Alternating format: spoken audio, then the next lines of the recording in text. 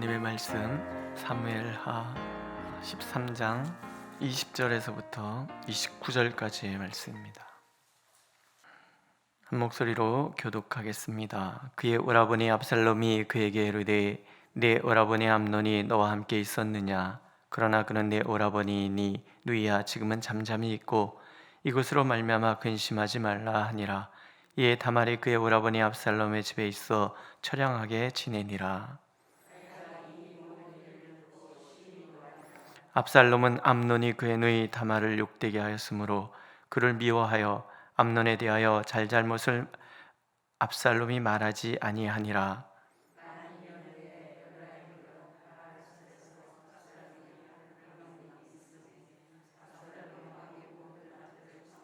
압살롬이 왕께 나아가 말하되 이제 종에게 양털 깎는 일이 있사오니 청하건대 왕은 신하들을 데리시고 당신의 종과 함께 가사이다 하니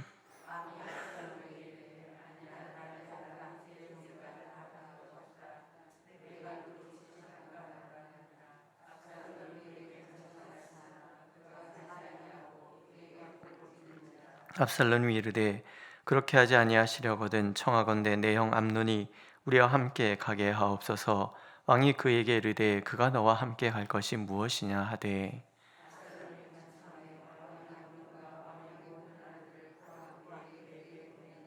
압살롬이 이미 그의 종들에게 명령하여 이르시기를 너희는 이제 암논의 마음이 술로 즐거워할 때를 자세히 보다가 내가 너에게 암논을 치라 하거든 그를 죽이라. 두려워하지 말라.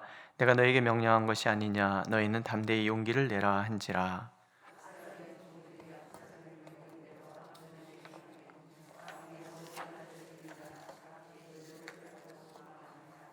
아멘. 1절부터 읽어야 되는데 내용이 그렇게 새벽에 읽기에 좋은 그런 내용은 아니어서 그냥 건너뛰었습니다. 13장 1절엔 그 후에 일이 있으니라 이런 얘기가 나오죠. 그 후에 어떤 시점의 기준으로 하여 그 다음에 일어난 일이다 하는 거죠. 우리는 12장까지의 내용을 통해서 이 전에 있었던 일들이 어떤 것인지를 알고 있습니다. 그 후에라는 말에는 많은 이야기 중에서 다윗이 밧세바를 범하고 그가 범죄한 그 모든 와중에 하나님과의 만남 사건, 그의 회개 이야기들 이런 것들을 우리가 기억해낼 수 있습니다. 그 후에라는 얘기예요.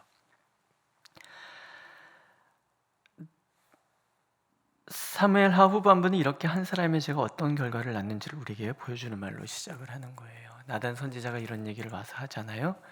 하나님께서 말씀하시는 거예요. 이제 네가 나를 업신여기고 햇사람 우리의 아내를 빼앗아 네 아내로 삼았은즉 칼이 네 집에서 영원히 떠나지 아니하리라. 사실 하나님께서 이제 이렇게 할 것이다 이런 것보다는 다윗의 범죄함 때문에 어떻게 악이 급속도로 퍼지게 될 것인가, 그 결과 네가 어떤 고통을 겪게 될 것이다, 이런 안타까움의 이야기라고 우리가 볼 필요가 있습니다. 정말 그 말씀하신 대로 이 이스라엘 지역에 악이 다시 급속하게 퍼져가는 거예요. 사무엘 선지자를 통해서 또 다윗의 초기의 통치의 그 공의를 세우기 위해 애썼던 그의 모습을 통해서 나라가 제사장 나라로서 거룩한 나라로서 그렇게 서가는 와중에 다윗의 그 큰 실수 하나가 나라를 온통 흔들어 놓는데 대표적인 것이 왕의 집안에 일어나는 이 일들이라는 거지요.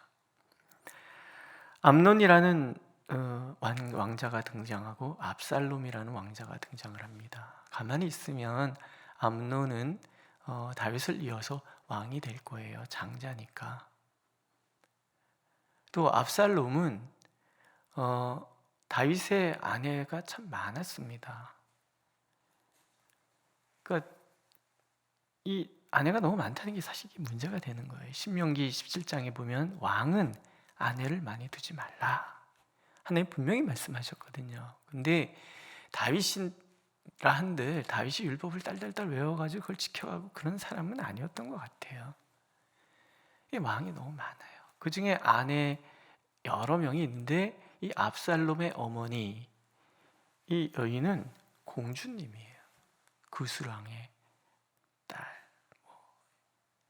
그러니까 이 공주님들이 가지고 있는 어떤 그 마음들이 있는 것 같아요. 그죠? 늘 대접받고 살았기 때문에 그런 어떤 대접받고자 하는 어떤 그런 강한 자부심? 나는 공주인데? 이런 의식들이 있단 말이죠. 이런 의식 속에서 압살롬을 키워가는 거죠. 뭐 각각 엄마들이 키우는 거니까 애들을. 넌 왕자야. 그러니까 이런 사람들이 가지고 있는 특징은 뭐냐면 뭐 이렇게 자기가 불이한 대접을 받는 것에 대해서 참지 못하는 그런 경향이 있는 거예요. 암논은 왕자, 장자로서 책임감을 배워야 되고 그래야 되는데 이 친구는 자기의 그 욕망을 다스리지 못해요. 손주 르우벤과 비슷한 성정을 갖지 않았나 이런 생각이 드는 거죠. 압살롬의 여동생이 너무 예쁜데 음심을 품고 그걸 이루기 위해서 거짓말을 하고 그 친구는 간교한 자여서 간교하다. 그러니까 나쁜 꾀를 이게 마치 지혜처럼 그렇게 권면하는 그런 친구를 옆에 두고 그러니까 욕정도 다스리지 못하지요. 옳고 그름을 분별할 수 있는 지혜도 없는 거예요. 이 다음에 어떤 일이 일어날 것인지에 대해서도 예측할 수 있는 판단 능력이 없어요. 왕으로서의 자격이 없는 사람인 거예요. 압살롬을 보세요. 오늘 본문을 보세요. 만 2년 후에 이런 얘기가 나와요. 잘잘못에 대해서 따지지 않아요. 차라리 가서 너 왜 그랬냐 막 집안 때려부시고 그랬고 그래서 책임져 그래갖고서는 딱 그렇게 했으면 얼마나 좋아요? 얘 마음에 딱 담아두는 거예요. 그리고 치밀하게 2년 동안 계획을 세우는 거죠. 그를 죽일, 복수할 수 있는 기회. 왕을 또 보세요. 21절에 보면 다윗 왕이 이 모든 일을 듣고 심히 노하니라. 이걸로 끝. 전에 다윗이 어떻게 행동을 했습니까? 아말렉 그 청년이 와서 내가 사울 죽였다 거짓말 쳤을 때조차도 공의를 세우게 하여 그 청년을 죽인 사람이에요. 사울의 아들이 악당들에게 죽었을 때 공의를 세우기 위하여 그들을 공로를 취하는 것이 아니라 그들을 죽였던 사람이에요. 공의를 세워갔던 사람이에요. 근데 지금 화가 났는데 아무 말을 하지 않아요. 아무런 행동을 하지 않아요. 왜? 이게 죄의 그 파급력이라는 거예요. 그렇지 않습니까? 우리가 양심이 있다 그러면 나를 보는 거죠. 내가 무슨 주제로, 무슨 자격으로 저들을 정죄할 수 있을까? 이런 마음도 있었을 거고요. 그렇잖아요? 자기가 잘못한 게 너무 크니까. 또 마음이 약해진 것뿐만이 아니라 이제 나이가 들어서 에이 뭐 이런 마음도 있었지 않았나 뭐 이런 생각도 들고 여러 가지 요인이 있었겠죠. 근데 화가 났지만 잘못된 걸 알지만 행동을 취하지 않아요. 이때 다윗이 나서서 공의를 세웠다면 암논에 대해서 징계하고 그랬다면 더 이 나쁜 일이 일어나지 않았겠죠. 근데 그러지 못해요. 그러니까 늘 우리 자신이 하나님 앞에서 올곧게 살아간다는 것 자체가 사실은 불가능하다라는 것입니다. 의로울 때는 의롭다고 교만 들고요. 자기 위에 사로잡혀서 정죄하고 비판하기 바쁘잖아요. 범죄한 다음에는 확 무너져서 내가 공의를 세워가는 일에 자신이 없는 거예요. 왜? 계속 네가 뭔데? 너는 어땠는데? 내로남불이라 그러잖아요. 양심이 있는 사람은 그럴 수 없다는 거예요. 다윗이 그것 때문에 늘 고통 가운데 살아가는 거예요. 죄가 이렇게 무섭구나 그런 거죠. 그러나 아비로서는 그럴지 몰라도 왕으로서는 공의를 세워갔어야 하는데 다윗이 그러지 못하는 거예요. 그래서 압살롬이 2년이라는 시간 사람들이 그 일에 대해서 관심이 멀어지는 어느 시점, 암논조차도 긴장이 풀어진 어떤 시점, 이게 나쁜 놈인 거예요. 그래서 다른 사람의 마음에 피멍들게 했을 때 자기는 아무 생각 없이 살았다는 얘기죠. 압살롬이 그것을 노렸다가 결국은 암논에게 복수를 하잖아요. 다윗도 울고 사람들도 울고 형제들도 다 울고 압살롬은 외갓집으로 도망가서 망명해서 살고 집안이 이상해지는 거죠. 이게 죄의 파급력이라는 거예요. 무엇이 느껴집니까? 다윗의 가문에 율법의 실종이에요. 하나님의 말씀의 법이 이 가정을 다스리지 않아요. 하나님 뭐라고 그러셨어요? 문 밖에 나갈 때, 들어올 때, 문설주에도 손목에도 하나님의 말씀을 기록해서 앉을 때나 설 때나 말씀을 가르치고 늘 말씀에 나를 비추어서 살아가야 될 하나님의 백성들 가문에 말씀이 실종된 거예요. 저는 이번 코로나 사태를 통해서 이런 생각을 합니다. 지난번에 어떻게 부활주일 날 제가 예배 부활절 집에서 잘 지내기 해갖고 몇 가지 프로그램 만들어서 이렇게 밴드에 올려드리고 그랬는데 하셨는지 모르겠어요. 제가 왜 그런 것을 계획을 했냐면 이 기회 같다는 생각이 듭니다. 온라인으로 예배를 드리니까 가족들이 모여서 함께 예배 드리잖아요. 어느 순간인가부터 우리는 너무 바빠서 가정 예배가 집집마다 사라져가고 있거든요. 또 교회에서도 이렇게 보면은 연령대별로 너무 예배가 세분화됐어요. 온 가족이 함께 모여서 예배 드리는 경험이 거의 없다는 얘기예요. 안 그렇습니까? 애들은 뭐 유치부, 아동부 뭐 이렇게 맡겨놓고 부모들만 여기 오고 또 저 영유아실에는 또 애 엄마들은 거기서 애들 시끄럽고 막 이러는데 정신 예배인지 아닌지 뭐 막 이런 상태에서 말씀을 코로 듣는지 눈으로 듣는지 뭐 귀로 듣는지 막 헷갈리는 시간들을 막 보내고 막 이러다 보면 진정 예배가 없는 거죠. 가정 내 아빠가 더 앉아서 하나님의 말씀을 가르칠 수 있는 시간이 얼마나 되는가. 그 결과물들이 이제 서서히 등장하는데 젊은이들이 부모님 말씀 듣습니까? 부모님의 신앙은 너무너무 좋은데 아이들 교회 안 다니는 아이들 너무 많습니다. 우리는 온라인 예배가 예배당이 그립다 이러실지 모르지만 그러나 젊은이들은 오호 쾌제라 교회 안 가도 된다 그것만 벼르고 있었잖아요. 믿음만 버리면 너무 살기 좋은 세상이 이 세상이에요. 젊은이들에겐 그래요. 믿음의 양심만 딱 내려놓으면요 이 세상 얼마나 재미납니까? 그 유혹이 막 그냥 물밀듯이 밀려오는 이 시대 속에서 말씀도 없어요. 그냥 막 넘어지는 거죠. 막 넘어지는 거죠. 목사 가정인들 별 수 있겠습니까? 이 코로나 사태를 잘 이용한다 그러면 가정 예배가 회복되는 거죠. 가정에서 예배 드리고 가정에서 함께 말씀 나누고 그러는데 그래서 한번 세족식도 한번 해보시라고. 언제 남편 발 씻어주고 언제 아내 발 씻어줬겠습니까? 서로 축복기도 하는 게 언제 아버지 발 씻어줬겠습니까? 바쁜 세상 속에. 그냥 한번 해보시라고. 성찬식까지 해보려고 그랬는데 목사님들이 막 말리더라고요. 그거 너무 나가는 거야. 그랬더니 안 그래, 아니나 다를까 막 기도 공부에 그것 때문에 대토론이 벌어졌어요. 안 그랬으면 제가 불려가고서는 토론 현장에서 제가 설명해야 될 그런 입장이었더라고요. 지금은 참어. 정 목사 너무 진보적이야. 그래갖고 참았거든요.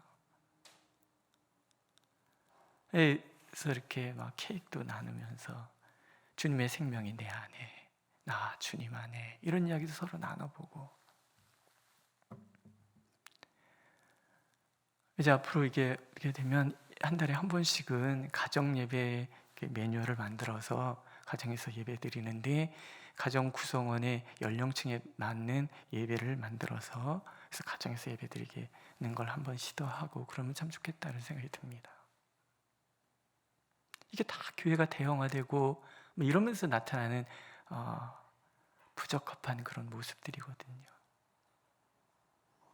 다윗이 왕으로서 전쟁터를 다니고 그러면서 자녀 교육, 율법 교육이 없었다는 것이 이렇게 다윗의 가문이 무너져가는 그런 엄청난 결과를 초래했다라는 거죠. 사무엘하 12장 14절에 보면 여호와의 원수가 크게 비방할 거리를 얻게 하였으니 라는 말이 나오죠.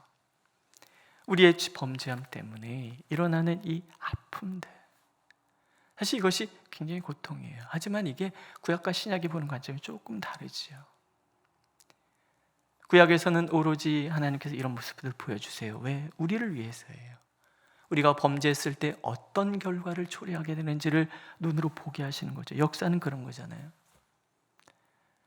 그러나 이것이 예수 그리스도의 십자가에서는 어떻게 변합니까? 예수님께서 외치시잖아요. 나의 하나님, 나의 하나님, 어찌하여 나를 버리시나이까. 인간의 모든 죄를 예수께서 그렇게 다 끌어안으시는 거예요. 죄악의 그 고통을 예수께서 십자가에서 다 끌어안으시는 거예요. 온몸의 뼈마디가 부서지는 그 고통 가운데서 부르짖는 거잖아요. 그게 죄값이라는 거예요.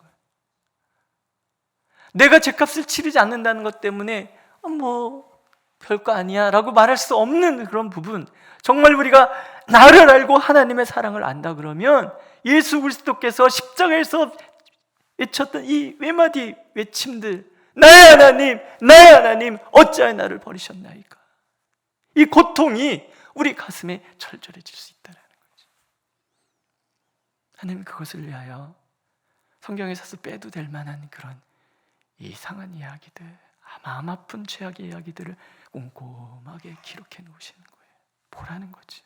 우리가 하나님 앞에 율법을, 하나님의 말씀에 떠났을 때 어떤 일이 우리 가정에 일어나게 되는지, 우리 사회에 일어나게 되는지, 결국은 지금은요 두 가지입니다. 기도의 운동과 말씀의 회복 운동이 일어나야 되는 거예요, 우리로부터.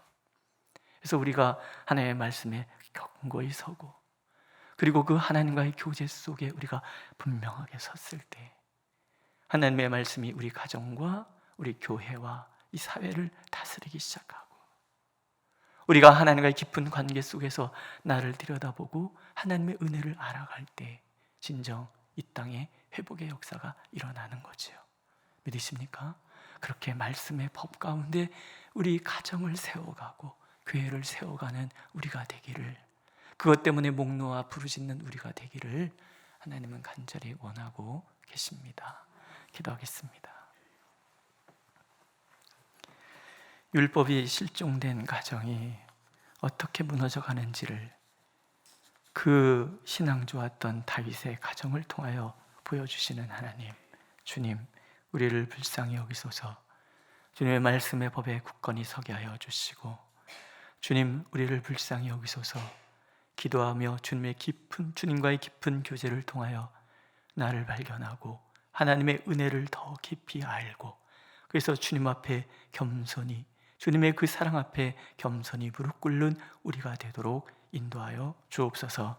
예수님의 이름으로 기도드렸습니다. 아멘. 하늘에 계신 우리 아버지, 아버지의 이름을 거룩하게 하시며 아버지의 나라가 오게 하시며 아버지의 뜻이 하늘에서와 같이 땅에서도 이루어지게 하소서.